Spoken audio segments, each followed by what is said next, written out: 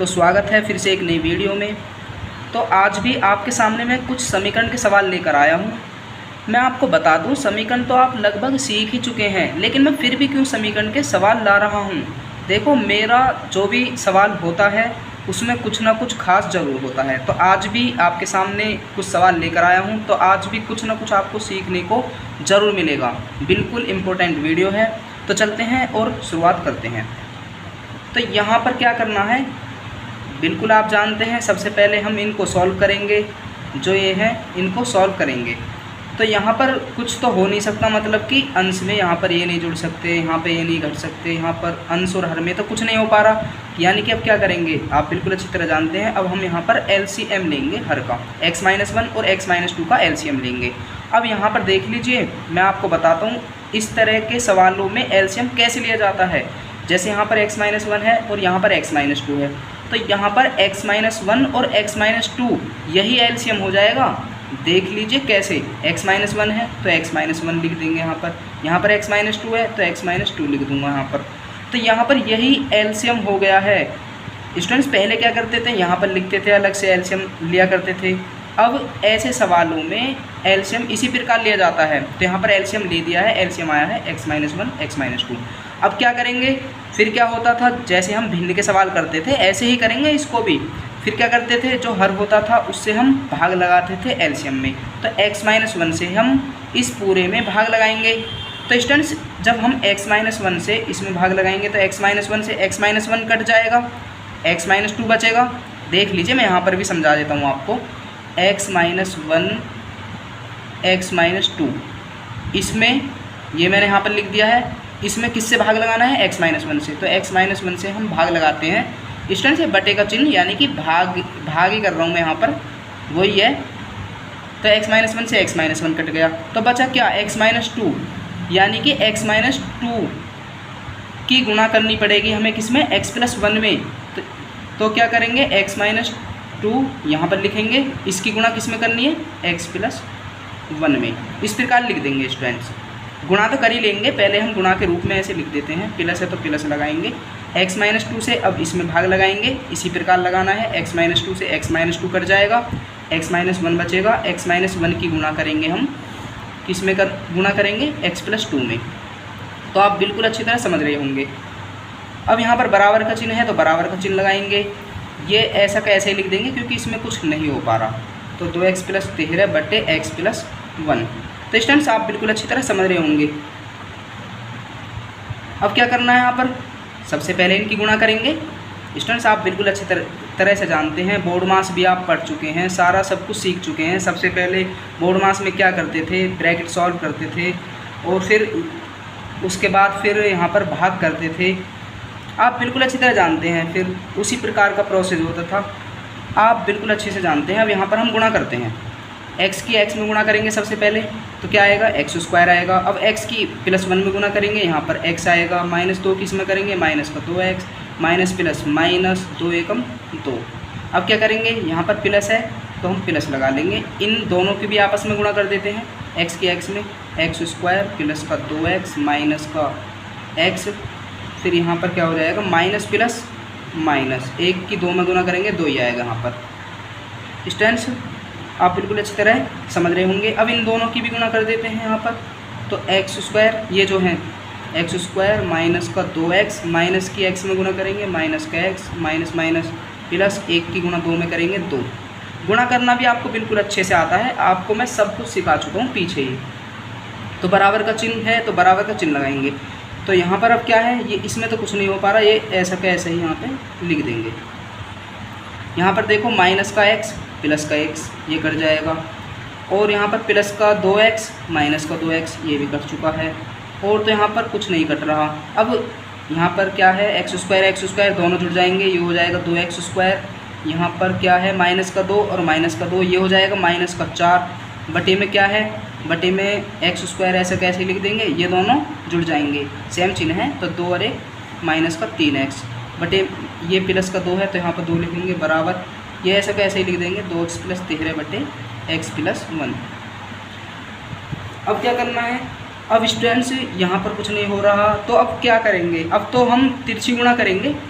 इसकी इसमें गुणा करेंगे, इसकी इसमें गुणा करेंगे। तो स्टूडेंट्स हम डायरेक्ट गुणा नहीं करेंगे, डायरेक्ट भी कर सकते हैं, यानी कि x की पहले 2x² में कर लें, फिर x की -4 में कर लें, वैसे डायरेक्ट हो जाएगी। लेकिन फिर भी इस प्रकार कर देते हैं स्टूडेंट्स, x+1 की गुणा किस में करनी है, हमें इसमें करनी है। तो x+1 की गुणा करनी है हमें किसमें, 2x² - 4 में। इस प्रकार गुणा का रूप दे दिया मैंने, बराबर का चिन्ह लगाएंगे। 2x + 13 की गुणा किस में करनी है, इसमें करनी है। तो 2x + 13, फिर ये लिखेंगे x² - 3x + 2। तो आप बिल्कुल अच्छी तरह समझ रहे होंगे।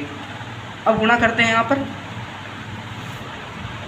x की 2x² में, ये हो जाएगा यहाँ पर 2x⁻3, x की इसमें करेंगे -4x, ये हो जाएगा। एक की गुणा करते हैं इसमें 2x² - 4, बराबर है तो बराबर का चिन्ह लगाया। अब इनकी भी गुणा करते हैं यहाँ पर, तो ये हो जाएगा 2x⁻3, 2x की -3x में करेंगे, तो यहाँ पर 2x तो प्लस का ही है, तो प्लस माइनस माइनस ही आएगा। 2 × 6 x और x, यानी कि x⁻2।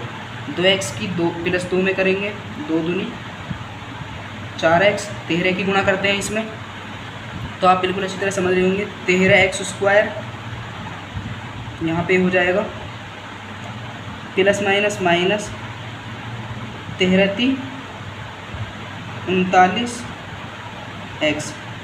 स्टूडेंट्स आपको समझ में तो आ ही रहा है, दिख भी रहा है सही सही, प्लस प्लस प्लस हो जाएगा, 13 दूनी 26। तो स्टूडेंट्स यहाँ पर आप समझ पा रहे हैं। अब क्या करना है, अब यहाँ पर स्टूडेंट देखना है, यहाँ पर कुछ जुड़ रहा घट रहा हो तो वो देख लेते हैं। तो यहाँ पर तो कुछ नहीं हो सकता, पावर 3 है, यहाँ पावर 2 है, यहाँ पावर 1 है, यहाँ x चर की x कहो x ही है स्टूडेंट्स, हम यहाँ पर x मान सकते हैं। तो x की पावर यहाँ 0 माननी पड़ेगी। वैसे तो यहाँ पर कोई चर है ही नहीं। अगर आपने बाई चांस चर ले भी लिया, x लिया यहाँ पर चर, तो उस चर की पावर आपको 0 माननी पड़ेगी, क्योंकि इसमें कोई चर नहीं है। अगर मान भी रहे हैं चर, तो हम इसकी पावर मानेंगे 0। तो समझ रहे हैं आप बिल्कुल। अब यहाँ पर कुछ घट सकता है क्या, 3 पावर है कहीं, कहीं भी नहीं है। 2 पावर है क्या, हाँ स्टूडेंट्स यहाँ पर हो सकता है। पहले हम लिख देते हैं, इसमें तो कुछ नहीं हो सकता। 2x⁻3 - 4x प्लस का 2x² - 4 बराबर का चिन्ह लगा दिया। 2x⁻3 ये ऐसा कैसे ही लिख दिया यहाँ पर, ये दोनों आपस में घट जाएंगे। तो यहाँ पर कितना आ जाएगा, 13 में से 6 गए, कितने बचे यहाँ पर, 7 बचे। तो यहाँ पर प्लस का 7x² लिख देंगे। और यहाँ पर x है, 39x है, ये भी घट जाएंगे क्योंकि प्लस माइनस के हैं। तो 39 में से 4 गए, यहाँ पर बचे -35x। अब यहाँ पर क्या करना है, प्लस का 26, ये ऐसा का ऐसा ही लिख दूँगा मैं। अब क्या करना है, यहाँ कुछ नहीं हो पा रहा है, यहाँ कुछ जुड़ नहीं घट सकता है। तो अब क्या करेंगे, यहाँ पर स्टूडेंट्स देखिए, मैं अब आपको बताता हूँ। यहाँ पर देखो, यहाँ पर 2x⁻3 है, यहाँ पर भी 2x⁻3 है। स्टूडेंट्स अब एक बात बताइए, अगर मैं इस 2x⁻3 को इधर लाता हूँ तो क्या हो जाएगा, ये इधर प्लस का है, इधर आएगा तो माइनस का हो जाएगा। स्टूडेंट्स मैं ला नहीं रहा, मैं आपको बता रहा हूँ। अगर मैं इसे इधर लाया, ये माइनस का हो जाएगा, इधर ये प्लस का है, ये इधर आएगा तो माइनस का हो जाएगा। यानी कि ये प्लस का है, ये इधर आया तो ये माइनस का हो जाएगा। तो प्लस माइनस के तो कट जाते हैं। स्टूडेंट्स आप बिल्कुल अच्छी तरह समझ रहे होंगे। अब मैं आपको बता दूं स्टूडेंट्स, ज़रूरी नहीं है कि एक पक्ष में लाकर ही उसको काटते हैं। स्टूडेंट्स ज़रूरी नहीं है कि इसको हम इधर ही लाएं तभी काटेंगे, 2x⁻3 को और 2x⁻3 को। स्टूडेंट्स इस वाले पक्ष से इस वाला पक्ष का भी काटा जा सकता है, लेकिन कब काटा जा सकता है, ध्यान दीजिए स्टूडेंट, तब काटेंगे जब संख्या बिल्कुल सेम होएगी। जैसे यहाँ 2x⁻3 है, यहाँ भी 2x⁻3 है, बिल्कुल सेम है, और फिर उनके चिन्ह भी सेम होंगे। जैसे यहाँ पर भी प्लस है, यहाँ पर भी प्लस है, तब कटेगा स्टूडेंट्स। तो हम यहाँ पर इसको काट देते हैं। बिल्कुल आप अच्छे समझे हैं। अगर आपको बराबर में इस पक्ष से इस पक्ष को काटना है तो बिल्कुल काट सकते हैं। बस आपको क्या ध्यान रखना है, संख्या बिल्कुल सेम हो और उनके चिन्ह भी बिल्कुल सेम हो, तब कटेगा बराबर में ऐसे। तो हमने काट दिया है। अब यहाँ पर और कुछ देखते हैं, कुछ काटा पीटी हो रही हो तो यहाँ पर स्टूडेंट्स अब क्या करना है, जो बचा वो लिख लेते हैं पहले, बाकी बाद में देखेंगे। -4x प्लस का 2x² माइनस का 4 बराबर में इधर क्या बचा, 7x² माइनस का 35x प्लस 26 ये बचा।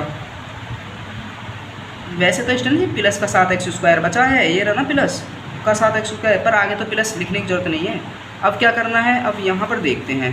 अब तो कुछ कट नहीं रहा, ना जुड़ रहा है, कुछ नहीं हो पा रहा है यहाँ पर फ़िलहाल तो। अब देखते हैं आगे होता क्या है। स्टूडेंट्स ये जितना भी है, यानी कि ये 3 टर्म है, 1 2 3, इन तीनों को हम इस पक्ष में ले आएंगे। स्टूडेंट्स हम इसको इधर लाते हैं। अब क्यों ला रहा हूँ वो आपको समझ में आ जाएगा बिल्कुल अच्छे से।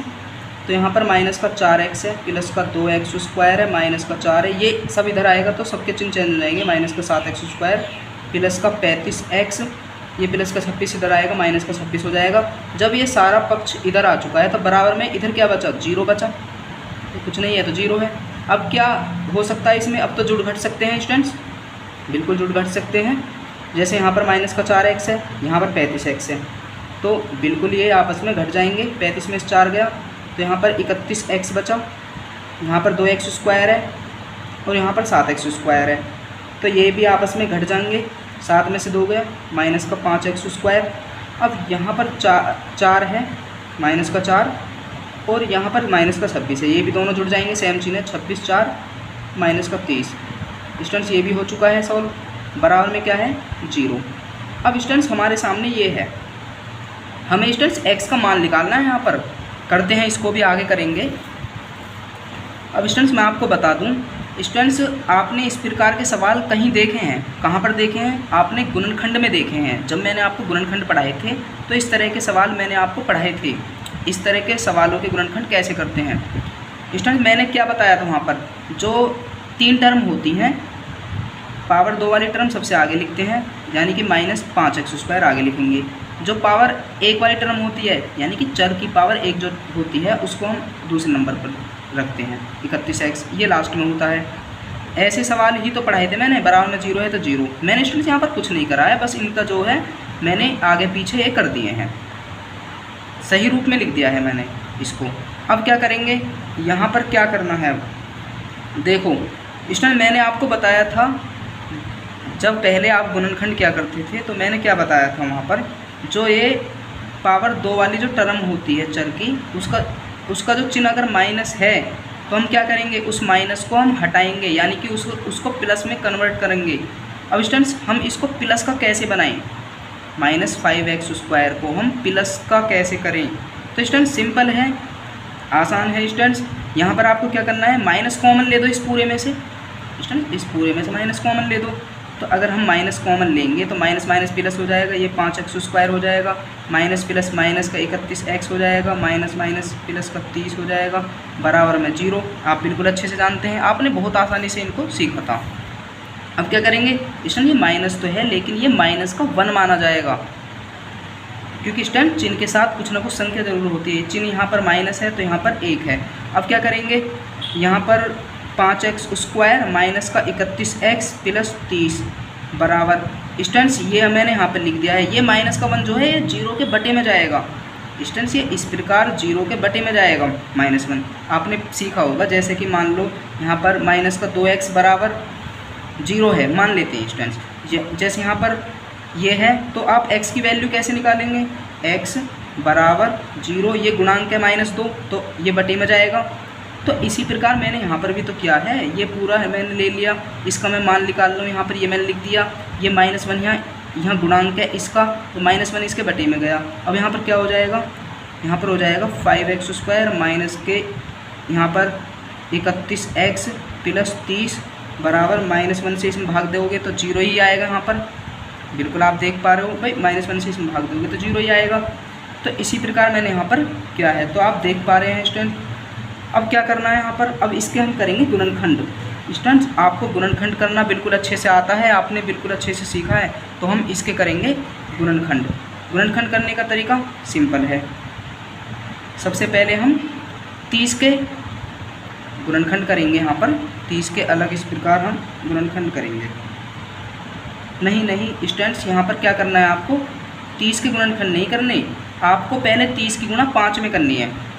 स्टूडेंट्स यहाँ पर देखिए, 30 की गुणा पहले आपको 5 में करनी है, तो कितना हो जाएगा यहाँ पर, इसको मैं यहाँ पर काट देता हूँ, यहाँ पर समझा देता हूँ।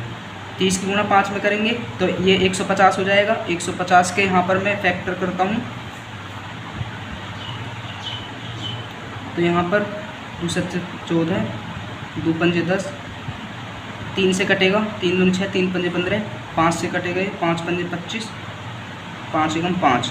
तो यहाँ पर ये गुणनखंड हो चुके हैं। जोड़कर लाना है 31। तो कैसे 31 आएगा यहाँ पर देखिए, 5 पंजे 25, 3 दूनी 6, तो बड़ा ही सिंपल है, 25 6 31। तो यहाँ पर करते हैं, तो 5x² माइनस की जगह माइनस, 31 की जगह क्या लिखना, 5 पंजे 25, जोड़कर ही लाना है तो प्लस लगाएंगे, 3 दूनी 6 इंटू x प्लस 30 बराबर 0। तो आप देख पा रहे हैं यहाँ पर, तो 5x² माइनस की गुणा करते हैं इसमें, माइनस का 25x minus plus minus 6x plus 30 बराबर 0। अब क्या करेंगे, यहाँ पर 5x कॉमन लेंगे, 5x कॉमन लिया, क्या बचेगा यहाँ पर x माइनस 5 पंजे 25, यहाँ पर माइनस का 6 कॉमन लेंगे तो माइनस माइनस प्लस हो जाएगा, यहाँ पर x बचेगा माइनस प्लस माइनस 6 पंजे 30, ये यहाँ पर x माइनस 5 पूरे में कॉमन हो जाएगा। आपने बिल्कुल अच्छे से गुणनखंड करना सीखा है। अब आप ये सोच रहे होंगे कि मैं यहाँ पर गुणनखंड क्यों कर रहा हूँ। स्टूडेंट्स अब ये आपको बिल्कुल अच्छे से समझ में आ जाएगा x का मान कैसे निकलेगा। स्टूडेंट्स यहाँ गुणनखंड ही करने पड़ेंगे, देखो कैसे। स्टूडेंट्स x माइनस 5 यहाँ पाया, अब क्या करेंगे, बचा क्या, यहाँ पर बचा स्टूडेंट्स 5x माइनस 6, तो यहाँ पर 5x माइनस 6 लिख देता हूँ बराबर में 0। यहाँ पर 2 खंड हैं, एक खंड ये है x माइनस 5 और एक खंड ये है 5x माइनस 6, इन दोनों के बराबर में 0 है। तो हम क्या करेंगे, सबसे पहले हम इसके बराबर में 0 लेंगे, x माइनस 5 के बराबर में। तो स्टूडेंट्स अब मैं अगले पृष्ठ पर आपको बताता हूँ, x माइनस 5 बराबर 0। तो क्या करेंगे, पहले स्टूडेंट्स में हम यहाँ पर लिख देंगे, यदि x माइनस 5 बराबर 0, तो x बराबर क्या हो जाएगा स्टूडेंट्स, यहाँ पर आप देखें माइनस 5 है, इधर जाएगा इधर की साइड तो प्लस का हो जाएगा, तो x बराबर हो जाएगा यहाँ पर 5। आप बिल्कुल अच्छे से समझ पा रहे हैं, x का मान आ चुका है यहाँ पर 5, यहाँ माइनस का था, इधर जाएगा इस पक्ष में तो यहाँ पर प्लस का हो जाएगा, x बराबर 5। एक मान तो आ चुका है x का। अब यहाँ पर एक और मान आएगा x का, देख लीजिए यहाँ पर क्या है स्टूडेंट्स, यहाँ पर है 5x माइनस 6। भाई 0 तो इस दोनों के बराबर में है ना, तो 5x माइनस 6 के बराबर में भी 0 लेंगे हम, 5x माइनस 6 बराबर 0। तो हम यहाँ पर लिखेंगे, यदि